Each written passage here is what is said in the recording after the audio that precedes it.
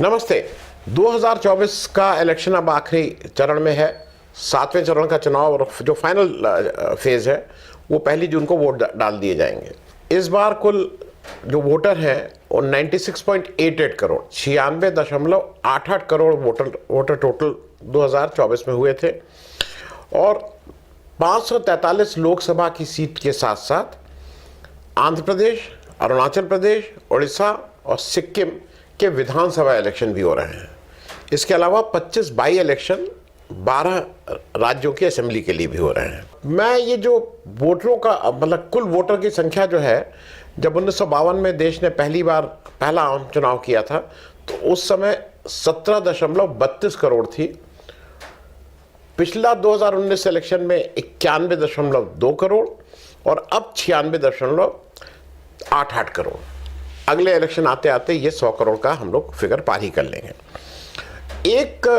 आज मैं जिस पे बात करना चाह रहा हूं कि मोदी जी और बीजेपी महिलाओं के लिए कितनी संवेदनशील है, कितनी कंसर्न है, उस पे बात करेंगे।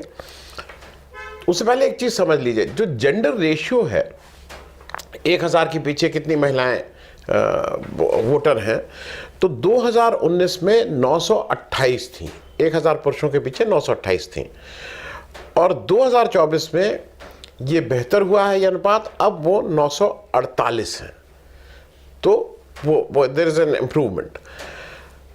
एक और चीज बता दें, 2024 की इलेक्टोरल रोल जो आई अभी नई, पुरानी 2023 के मुकाबले, उसमें 2,63,00,000 2.63 करोड़ नए वोटर आए और इस 2.63 का ब्रेकअप ये है कि महिला वोटर्स आई 1.41 करोड़ और पुरुष वोटर आए 1.22 करोड़। तो देर एक सर्टन महिलाओं में अवेयरनेस ज़्यादा है, महिलाएं ज़्यादा बढ़ चढ़ के अब हिस्सा ले रही हैं और इस 96.88 करोड़ का मोटे तौर पे अगर 948 का रेशो करें, करीब आधा मान के चलिए कि आधी महिलाएं इसमें वोटर हैं। अब आज हम लोग थोड़ी बात ये करेंगे कि मोदी जी और बीजेपी कितना भला की महिलाओं का। 10 साल का समय हो गया है मोदी जी को, हर चीज में बढ़ चढ़ के बोलते हैं हमने ये किया, हमने वो किया। तो इस बार जरा मैं आपको एक मोटा अंदाज दे दूं, एक ओवरऑल पिक्चर। 543 लोकसभा सीटों के लिए चुनाव हो रहा है और कुल 8,337 कैंडिडेट्स मैदान में हैं। इसमें से महिला प्रत्याशी 797 है, 10% से कम, कुल प्रत्याशियों की 10% से कम। और बीजेपी ने अपने जो प्रत्याशी उसके चुनाव मैदान में है उसमें 69 महिलाओं को टिकट दिया है। मैं एक फिगर आपको और दे के मुख्य मुद्दे पे आता हूँ। मोदी जी के मतलब क्या क्या 2010 में उन्होंने किया। लोकसभा 2019 में कुल 78 महिलाएं चुन के आई। सबसे ज़्यादा वोट महिलाएं चुन के यूपी और वेस्ट बंगाल से आई, 11 ईच। लेकिन एक चीज़ और जान लीजिए, जहां वेस्ट बंगाल में 42 सीटें हैं, उत्तर प्रदेश में 80 सीटें हैं। तो रेशियो के हिसाब से उत्तर प्रदेश काफ़ी फिसली है, लेकिन ओवरऑल उसमें वेस्ट बंगाल से काफ़ी महिलाएं चुन के आई। महाराष्ट्र से 8 और उड़ीसा से 7 महिलाएं चुन के आई। तो ये एक अच्छी बात थी। उड़ीसा में 21 शायद सीटें हैं, उसमें से 7 महिलाएं चुन के आई। राज्यसभा में कुल 231 स्थान हैं, जिसमें से 27 महिलाएं हैं। अब हम लोग जरा आ जाएं कि बीजेपी कितनी कंसर्न है। देश में कुल 28 राज्य हैं और 8 यूनियन टेरिटरीज हैं, केंद्र शासित प्रदेश। 28 राज्य में केवल 2 गवर्नर केंद्र सरकार नियुक्त करती है, बीजेपी सरकार नियुक्त करती है जो केंद्र में है। केवल 2 गवर्नर महिलाएं हैं, मणिपुर और उत्तर प्रदेश में। लेफ्टिनेंट गवर्नर 5 हैं, जो 5 राज्यों में से दिल्ली में लेफ्टिनेंट गवर्नर है। इस तरह से इसमें 0 महिलाएं हैं और 3 यूनियन टेरिटरीज में एडमिनिस्ट्रेटर कहलाता है। लक्षद्वीप में, जैसे दमन दीव में, इसमें से 0 महिलाएं हैं। तो कुल 36 स्टेट और यूनियन टेरिटरीज में केवल 2 महिलाओं को केंद्र की तरफ से नामित किया गया है कि वो वहाँ पे जाके केंद्र सरकार की तरफ से उस राज्य की देखभाल करें। एक चीज़ और, इसमें तो ना किसी की ज़रूरत है, कुल कितनी स्टेट उसमें अध्यक्ष महिलाएं हैं। तो 28 स्टेट में केवल 2 अध्यक्ष बीजेपी की 2 महिला अध्यक्ष हैं, और जो 8 यूनियन टेरिटरी है उसमें 0, तो उसमें भी 36 में केवल 2। अब जरा प्राइम मिनिस्टर साहब का 10 साल का लेखा जोखा ले लिया जाए मोदी जी का। मोदी जी ने जिस तरह से अभी अपशब्द कहने में और मतलब असंसदीय भाषा, इसमें तो उनका कोई मुकाबला कर नहीं सकता है जिस तरह की भाषा वो यूज़ करते हैं। और हल्ला ये मचाते हैं कि गाली उनको पड़ती है, गाली सबसे ज़्यादा खुद देते हैं और फिर गाली उनको पड़ती है। कुछ याद दिला दूं आपको, जर्सी गाय किसने बोला था? 50 करोड़ की गर्लफ्रेंड किसने बोला था? दीदी ओ दीदी करके ये ममता बनर्जी की मौके की हंसी किसने उड़ाने की कोशिश की थी? और तो और मैं इसलिए इस बात को कह रहा हूं, स्लिप ऑफ टंग किसी से हो सकता है, लेकिन मोदी जी जो टेलीप्रॉम्प्टर ही देख के पढ़ते हैं, वो बेटी बचाओ और बेटी पटाओ बोल गए थे, और आपने आज तक कहीं सुना कि उन्होंने इसके लिए माफी मांगी? भाई अगर स्लिप ऑफ टंग मुझसे भी हो सकता है, माफी मांगेंगे। देश का प्रधानमंत्री कह रहा है बेटी बचाओ बेटी पटाओ, और एक बार भी ये नहीं कह रहा है कि मुझसे गलती हुई। मैं एक तरफ और आपका ध्यान दिलाना चाहूंगा, भाजपा में महिला नेत्रियों के साथ क्या हुआ, जो उनकी महिला नेताएं हैं जो टॉप रैंक की हैं। आपको याद है सुषमा स्वराज जी थी, लीडर ऑफ ऑपोजिशन थी 2014 से पहले, मतलब रनिंग में थी, ये माना जाता था कि वो एक दिन देश की प्रधानमंत्री बन सकती हैं। उनको फॉरेन मिनिस्टर बनाया 2014 में, और फॉरेन मिनिस्टर बना के मोर और लेस उनको नॉन फंक्शनल कर दिया, सारा काम फॉरेन मिनिस्ट्री का खुद देखने लगे। दूसरा एक नाम उमा भारती, तेज तर्रार, गंगा के लिए, और इसके मतलब अपने वो उनको क्या किया, टिकट तक नहीं दिया, घर बिठा के रखा है। सुमित्रा महाजन स्पीकर बनाया गया था, अब क्या किया है, कहाँ बिठा के रखा है? वसुंधरा राजे, राजस्थान की chief minister, successful chief minister, वर्तमान में सबसे तेज तर्रार, उनके साथ क्या व्यवहार हुआ है? मैं एक चीज़ और, एक तरफ और आपका ध्यान, जैसे बीजेपी इलेक्शन में महिलाओं के मतलब उनकी महिला नेत्रियां क्यों नहीं प्रचार करती हैं? Why they are out? उनको महिलाओं के वोट नहीं चाहिए क्या? क्योंकि एक तरफ मैं प्रमुख विपक्षी जो इंडिया अलायंस के जो प्रमुख पार्टनर उनके नाम ले लूं। इंडिया के जो सबसे प्रमुख पार्टनर कांग्रेस, अगर उनकी महिला नेत्री कहीं है तो प्रियंका गांधी धमाल मचाए हुए हैं। मैं सोनिया गांधी की बात अभी नहीं कर रहा हूँ, लेकिन इस समय का जो सबसे ज़्यादा मोदी जी को अगर कोई माकूल जवाब दे रहे हैं तो प्रियंका गांधी। उत्तर प्रदेश में आ जाइए, समाजवादी पार्टी, डिम्पल यादव। बिहार में चलिए, आरजेडी, मीसा भारती, रोहिणी आचार्य। झारखंड में चलिए तो हेमंत सोरेन जी की पत्नी। बंगाल में चलिए, ममता दीदी। जम्मू कश्मीर पहुंच जाइए, महबूबा मुफ्ती, और उनकी लड़की भी उतनी ही एक्टिव है।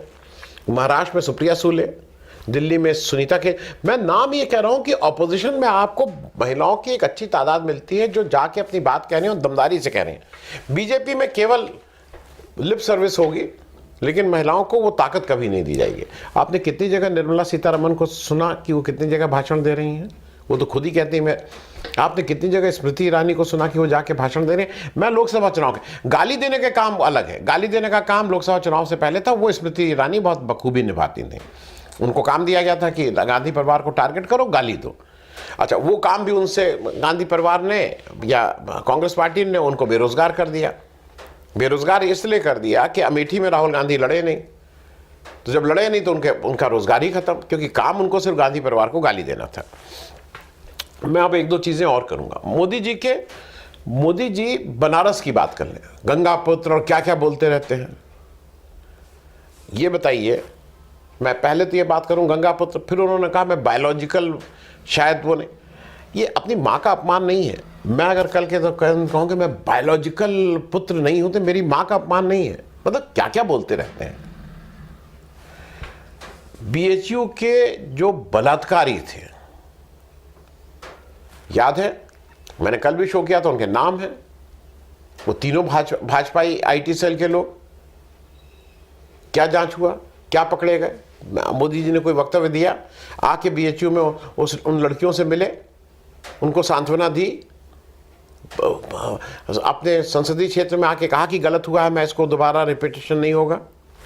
और एक जो सबसे गंदा काम किया, देखिए कुछ चीजें यह हैं कि आपको उसका करेक्शन, ये एक अमित शाह बोलते हैं ना, इसकी क्रोनोलॉजी समझिए, इसकी क्रोनोलॉजी समझिए। मोदी जी को मुजरा कब याद आया था, ये ध्यान रखिएगा। 25 मई को प्रियंका गांधी और डिंपल यादव बनारस में जाके प्रचार करती हैं। मोदी जी तिलमिला के उसी दिन 25 मई को क्या कहने लगते हैं शाम को कि कांग्रेस और समाजवादी पार्टी अब मुजरा कराएगी, अब मुजरा कराएगी। आपको समझ में नहीं आ रहा है किसको देख के बौखला गए हैं? मतलब किसी की बहन, किसी की पत्नी के बारे में अगर आप ये शब्द कहिए तो आपको शर्म नहीं आ रही है? ये मुजरा शब्द कहां से आया था, ये जरा समझने वाली चीज है। क्योंकि मैं इसलिए बोल रहा हूं कि आप बनारस की बात बार बार करते हैं। आपने अपनी 90 वर्ष की मां को, जिसके 6 बेटे हैं, मैं पहले भी कह चुका हूं, जिसके 6 बेटे बेटी हैं, वो 90 वर्ष की मां को अहमदाबाद में या गांधीनगर जहां पे भी अगर एटीएम की लाइन में लगाता है तो धिक्कार है ऐसे बेटे और बेटियों के ऊपर कि अपने 90 साल की मां को एटीएम की लाइन में लगा रहे हैं। ये बेटा और बेटी कहने लायक नहीं है। ये महिलाओं का वो करेंगे। ये आप बृजभूषण की बात कर लीजिए, आपके बृजभूषण इतने सगे और इतने क्लोज हो गए कि वो महिला जो देश, मैं बार बार कहता हूं कि जो हिंदुस्तान को टोटल मेडल मिले हैं उसमें बहुत रेयर हैं, 4-5 महिलाएं अभी तक ओलंपिक मेडल लाई हैं। उन महिला खिलाड़ियों के साथ जो बृजभूषण शरण सिंह ने किया, और अब तो चार्जशीट दाखिल हो गई है, उसके बाद उसके लड़के को टिकट आप दे रहे हैं, इस पे कोई आपसे ना पूछे। आप केवल यही नहीं कर रहे हैं, आपने मणिपुर रेप केस पे, आप जो महिलाओं का रेप हुआ था उस पे आपने एक शब्द बोला? आप गए मणिपुर उनका आंसू पोंछने? क्यों नहीं जाएंगे आप? आपको केवल वोट चाहिए और मणिपुर में 2 सीटें हैं इसलिए आप वहां से भाग जाएंगे। और दूसरी तरफ रवन्ना, जो इंसान का दरिंदा है, उस दरिंदे को आप टिकट भी दिलवाएंगे और उसके साथ मंच शेयर करके उसको वोट देने की भी अपील करेंगे, और इसी इलेक्शन में करेंगे। आपने एक बार भी माफी मांगी कि मुझसे गलती हो गई थी, एक दरिंदे को हमने वोट दिया, मैंने आके उसके लिए चुनाव प्रचार किया? क्यों नहीं आप माफी मांगेंगे? आप केवल आप जिसको चाहिए, आप महिलाओं के साथ जो चाहिए वो व्यवहार करेंगे। आप देखिए एक चक्कर क्या है कि आपको अच्छे कौन लगते हैं। आप जिस दिन कैराकत में सब कर रहे थे, आपके रोल मॉडल आपको पवन सिंह, उनको टिकट दिए थे। महिलाओं के प्रति कैसे गाने के लिखते हैं? मनोज तिवारी जितने घटिया और अश्लील गाने गाते हैं, आप रात में हो सकता है वही सुनते हो और दूसरे दिन सुबह आके आप उसी को इलेक्शन मीटिंग में उस तरह की बातें बोलते हो।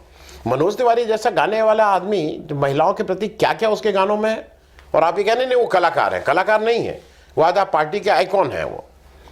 मैं एक चीज और कहूंगा, देश के, आप बार बार ये गिनाते हैं देश के सर्वोच्च पद पे मैंने द्रौपदी मुर्मू जी को बिठाया, उनको राष्ट्रपति, और उनके साथ जो अपमान किया उसका जवाबदेही कौन देगा? द्रौपदी मुर्मू जी जो देश की राष्ट्रपति हैं, संसद का उद्घाटन होता है और जो इस देश का संविधान कहता है कि संविधान के अनुसार Lok Sabha Rajya Sabha is a part of the president, उस प्रेसिडेंट ओवरऑल जो राष्ट्रपति का जो ऑफिस है उसका पार्ट है। उद्घाटन आप उनको करने नहीं देते हैं, आप जाके उद्घाटन कर देते हैं। राम मंदिर में आप किस हैसियत से गए थे उद्घाटन करने और नींव रखने? अगर first citizen of the country के हिसाब से द्रौपदी मुर्मू जी क्यों नहीं गई? क्योंकि वो आदिवासी थी, क्योंकि वो महिला थी, इसलिए आपने उनको नहीं जाने दिया। वाई? आप क्यों करेंगे? आप कौन हैं? और अगर आप जब पूजा करने गए तो आप अपने को हिंदू और क्या क्या बताते रहते हैं। आप तो हिंदू राष्ट्र के ठेकेदार हैं। आप अपनी पत्नी को लेके क्यों नहीं गए? क्यों नहीं गए आप अपनी पत्नी को लेके वो करने? हिंदू धर्म में कोई भी पूजा शादीशुदा व्यक्ति के लिए पति पत्नी का बैठना जरूरी होता है। आप क्यों नहीं गए? आपने एक काम और किया है बहुत बारीकी से, क्योंकि ये मुझसे किसी ने कहा है, जो रिटर्निंग ऑफिसर रहा है, जिसने ये काम किया है। मोदी जी ने अपना जो एफिडेविट भरा है उसमें अपनी पत्नी के बारे में उन्होंने जो सारी जानकारी है कि पत्नी का पैन कार्ड नॉट नोन, पत्नी की संपत्ति नॉट नोन, पत्नी के आभूषण नॉट नोन, ये करके करीब 57 जगह मोदी जी ने not known not known not known अपनी पत्नी के बारे में किया है। पहली चीज, जिसने शादी की है, रहते हो साथ ना रहते हो अलग बात है, मैं वो एक बिल्कुल आपका व्यक्तिगत मामला है। आप अपनी पत्नी के बारे में इतना भी नहीं जानते उनका पैन नंबर क्या है, उनके पास कितना पैसा, आपकी जिम्मेदारी नहीं है पता करना, नॉट नोन लिख रहे हैं। और इसको एक और चीज समझ लीजिए, ये एक महीन बात नॉट नोन लाई गई। आप पुराने उठा के देख लीजिए, पहले लिखा जाता था निल या नॉट एप्लीकेबल, जिन कॉलम्स में आप निल या नॉट एप्लीकेबल, ये पहली बार नया आया है कि नॉट नोन। होता क्या था कि मोदी जी उसको निल नहीं लिखना चाहते थे, नॉट एप्लीकेबल बनता नहीं था क्योंकि शादीशुदा है, वो बात सामने आ चुकी है। तो एक नया चीज जोड़ी गई है नॉट नोन। आप किसी रिटर्निंग ऑफिसर से पूछ लीजिएगा जिसने पास्ट में इलेक्शन करवाए हैं, इस कॉलम में नॉट नोन पहले नहीं होता था, आप निल या नॉट एप्लीकेबल आपको लिखना होता था अगर आपके पास वो सूचना नहीं है तो। मैं द्रौपदी मुर्मू जी की बात कर रहा था, मैं पूरा कर लूं।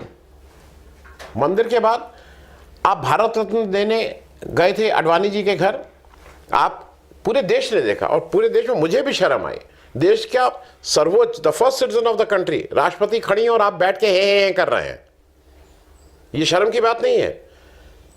ये बेसिक कर्टसी और संस्कार होते हैं कि अगर कोई महिला हो, आपसे आधी उम्र की हो, आपके बेटी की उम्र की हो, अगर सार्वजनिक जगह पे आप बैठे हैं तो उस महिला के लिए आपको, अगर फॉर्मल वो है तो आपको खड़े होकर उसका अभिवादन करना, आप वहां बैठ के नहीं अभिवादन करेंगे, हे नहीं करेंगे।